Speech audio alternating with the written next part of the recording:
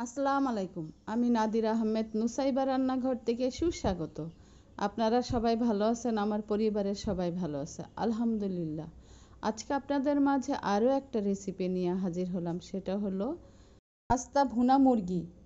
এই মুরগিটাকে প্রথমে আমি পরিষ্কার করে এবার কেটে নিচ্ছি। উপরের গলাটাকে কেটে নিতে হবে, তারপরে গলাটাকে কেটে এক সাইডে রেখে মাঝ বরাবর একটু কেটে নিব। কাটা হয়ে গেলে এটাকে কাঁটা চামচ দিয়ে কেচে নিতে হবে, ভালো মতো কেচে নিতে হবে যেন এটার ভিতরে মশলা ঢুকে যায়। কেঁচা হয়ে গেলে এটাকে ভালো মতো ধুয়ে এনে একটা বাটির ভিতরে নিয়ে নিব। এবার আদা বাটা 2 টেবিল চামচ, রসুন বাটা 2 টেবিল চামচ, জয়ফল জয়ত্রী 1 চা চামচ, গরম মশলা 2 চা চামচ, ধনিয়া গুঁড়া 2 টেবিল চামচ, জিরা গুঁড়া 2 টেবিল চামচ, হলুদ গুঁড়া 1 চা চামচ, মরিচ গুঁড়া 3 টেবিল চামচ, আর লবণ 1 টেবিল চামচ, বাদাম বাটা 1 চা চামচ, টমেটো সস 2 টেবিল চামচ, পেঁয়াজ বাটা 2 টেবিল চামচ, সয়া সস 2 টেবিল চামচ, ভিনেগার 1 টেবিল চামচ, গোলমরিচ গুঁড়া 2 চা চামচ দিয়ে মুরগিটাকে ভালো মতো মেখে নিব। একদম ভালো মতো, যেন মাংসের গায়ে গায়ে লেগে থাকে। মুরগিটাকে ভালো মতো মেখে এক সাইডে রেখে দিব। মুরগি ভুনা খাওয়াটার জন্য আমি একটা সবজি সস তৈরি করব। এই প্রথমে আমি হাফ কাপ গাজর নিয়ে নিব, হাফ কাপ শসা, হাফ কাপ ক্যাপসিকাম 2-3 ধরনের, ধনিয়া পাতা 2 টেবিল চামচ,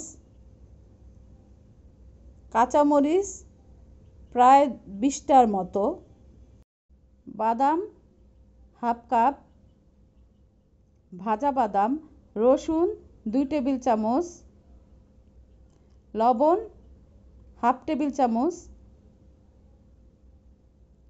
লেবু একটা 4 খণ্ড করে নিয়েছি, সেটাকে চিপে রস নিয়ে নিব, চিনি 1 টেবিল চামচ, সরিষার তেল 1 টেবিল চামচ, সয়া সস 1 টেবিল চামচ, দই হাফ কাপের মতো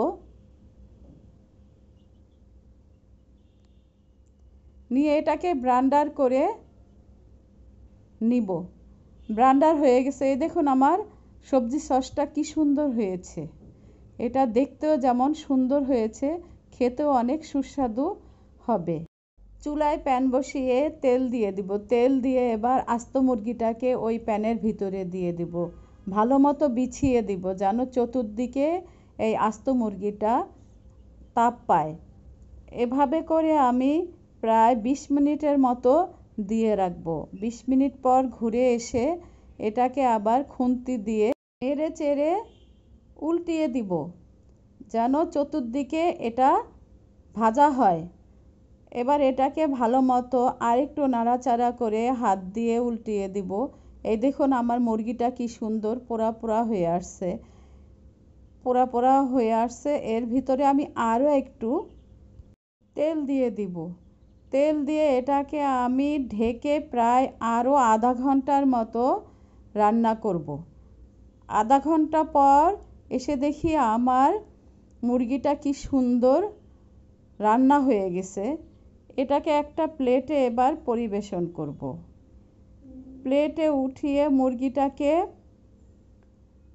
সাজিয়ে পরিবেশন করব। এটা দেখতেও যেমন সুন্দর হয়েছে, পোড়া পোড়া হয়েছে।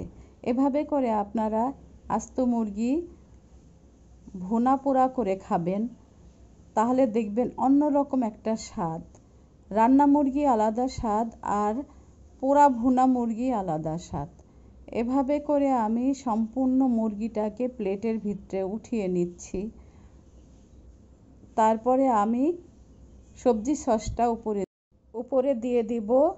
এই দেখুন আমার ছেলে খেয়ে বলতেছে আম্মু অনেক মজা হয়েছে। আপনারাও এভাবে আস্ত মুরগি ভুনা পোড়া করে খাবেন এবং আমার সাথে থেকে আমাকে লাইক, কমেন্ট, শেয়ার, সাবস্ক্রাইব করবেন। ফেসবুকে ফলো দিবেন। এই দেখুন নুসাইবা আর নুসাইবার আব্বু কিভাবে জোরাজুরি করে লাইক দিচ্ছে।